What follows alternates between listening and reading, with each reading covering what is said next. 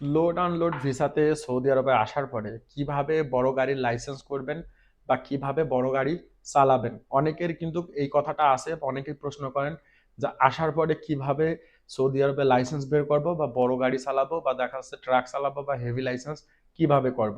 সর্বপ্রথম আপনাকে সৌদি আরবে আসতে হলে আপনাকে নিশ সিলেক্ট করতে হবে, আপনি কোন ক্যাটাগরিতে আসতে চাচ্ছেন। শুধু ভিসার পেশা লোড আনলোড থাকলে পারে আপনি আসে আপনার ইচ্ছা মতন খেয়াল খুশি মতন কাজ করতে পারবেন না। সর্বপ্রথম ভিসার ব্যাপারটাও আপনাকে জানতে হবে। আপনি যদি একজন ড্রাইভার হিসেবে সৌদি আরবে প্রবেশ করতেছেন বা সৌদি আরবে এসে কাজ করতেছেন, সেই ক্ষেত্রে যদি লোড আনলোড ভিসাতে আসেন বা আদার্স কোনো ভিসাতে আসেন, আসার পরে কিন্তু আপনি বড় লাইসেন্স অর্থাৎ হেভি লাইসেন্স কিন্তু সৌদি আরবে করতে পারবেন না। এর জন্য আপনাকে ভিসার পেশা হইতে হবে ট্রাক ড্রাইভার, ট্রেলার ড্রাইভার বা বাস ড্রাইভার। অর্থাৎ এই কয়েকটা ক্যাটাগরির ভিতরে আপনার ভিসার পেশা হইতে হবে, অর্থাৎ অকুপেশন হইতে হবে এই ক্যাটাগরির ভিতরে। তাইলে পারে আপনি সৌদি আরবে আসার পরে সঙ্গে সঙ্গে বড় লাইসেন্স করতে পারবেন। এখন প্রশ্ন করতে পারেন যারা লোড আনলোড ভিসাতে আসছে বা অন্য আদার্স কোনো পেশাতে আসছে বা ক্লিনারে আসছে বা দেখা যাচ্ছে লেবার ভিসাতে আসছে, তারা কিভাবে লাইসেন্স করবেন। তাদের লাইসেন্স করার জন্য যে সিস্টেমটা সেটা হচ্ছে যে সর্বপ্রথম আপনাকে যে শর্তটা সেটা হচ্ছে যে সর্বপ্রথম আপনাকে ভিসার পেশা পরিবর্তন করতে হবে।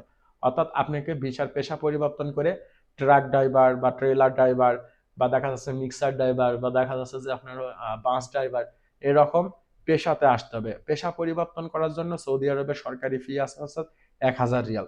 এখন আপনাকে অবশ্যই ভিসার পেশা পরিবর্তন করতে হবে। পরবর্তীতে আপনাকে ড্রাইভিং স্কুলে ভর্তি হতে হবে। সৌদি আরবের লাইসেন্স বের করতে হইলে পারে ড্রাইভিং স্কুলের বিকল্প ছাড়া কোনোভাবে লাইসেন্স পাবেন না।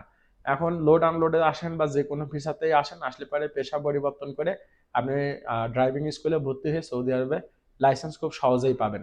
এখন অনেকের ক্ষেত্রে দেখা যাচ্ছে যে বলে যে আপনার হচ্ছে ড্রাইভিং এ হচ্ছে যে সৌদি আরবে পাঠাবো বা অনেক টাকা বেতন। অনেকেই কিন্তু এই জিনিসটা না বুঝে কিন্তু সৌদি আরবের ভিতরে এসে পড়েন। সেটা হচ্ছে যে সাওয়াক এবং সাওয়াক খাস ২ টা ভিসা কিন্তু ২ রকম। অনেকেই দেখবেন এই ড্রাইভিং ভিসা দেওয়ার নাম করে সাওয়াক খাস ভিসা দেয়। সাওয়াক খাস ভিসাটা আপনাকে বুঝতে হবে। সাওয়াক খাস ভিসাটা কিন্তু বড় গাড়ি চালানোর জন্য না। সাওয়াক যেটা সেটা হচ্ছে যে আপনার বড় গাড়ির জন্য। আর সাওয়াক খাস যেটা সেটা হচ্ছে যে আপনার বাসা-বাড়ি ড্রাইভিং করার জন্য। সাওয়াক খাস ভিসাটা কিন্তু খুব সহজেই ইজিলি পাওয়া যায়। কিন্তু সাওয়াক ভিসাটা যেটা সাওয়াক, এই সাওয়াক ভিসাটা কিন্তু খুব সহজে ইজিলি বাংলাদেশে পাওয়া যায় না। বা দেখা যাচ্ছে যে অনেক সময় অনেক কোম্পানি তাদের হচ্ছে যে আপনার দেয় রিকোয়ারমেন্ট দেয়, ওর ভেতরে দেখা যাচ্ছে দুই একটা হয়তো হেভি ট্রাক ড্রাইভার থাকলেও থাকতে পারে। তবে বেশিরভাগই পাওয়া যায় সাওয়াক খাস ভিসা। সাওয়াক খাস ভিসা হচ্ছে যে ছোট গাড়ি চালানোর জন্য, সৌদির বাসা বাড়ির গাড়ি চালানোর জন্য। ওই ভিসাতে আসে আপনি বড় গাড়ি চালাতে পারবেন না। আবার আপনাকে পেশা পরিবর্তন করে নিতে হবে। আর অবশ্যই ইকামা ভ্যালিড থাকতে হবে। ইকামা ভ্যালিড থাকলে পরে আপনি বড় গাড়ির লাইসেন্স করতে পারবেন। আর বড় গাড়ির লাইসেন্স করার জন্য আপনাকে হচ্ছে যে ড্রাইভিং স্কুলে বা ডালনাতে ভর্তি হইতে হবে।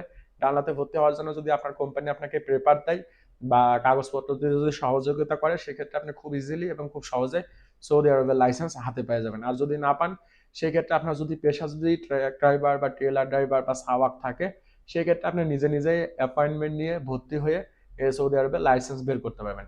শুধু লোড আনলোডেতে আসলে পারে আপনার হচ্ছে যে ছোট গাড়ির লাইসেন্সটা করতে পারবেন। লোড আনলোড ভিসাতে আসলে পারে ছোট গাড়ির লাইসেন্স করতে পারবেন, যে লাইসেন্স দিয়ে আপনি প্রাইভেট ট্যাক্সি এইগুলো চালাইতে পারবেন। অর্থাৎ ছোট গাড়ির যে লাইসেন্সটা এই লাইসেন্সটা আপনি করতে পারবেন। আর বড় লাইসেন্স করতে হলে অবশ্যই আপনাকে পেশা পরিবর্তন করে নিতে হবে সৌদি আরবের নিয়ম অনুযায়ী।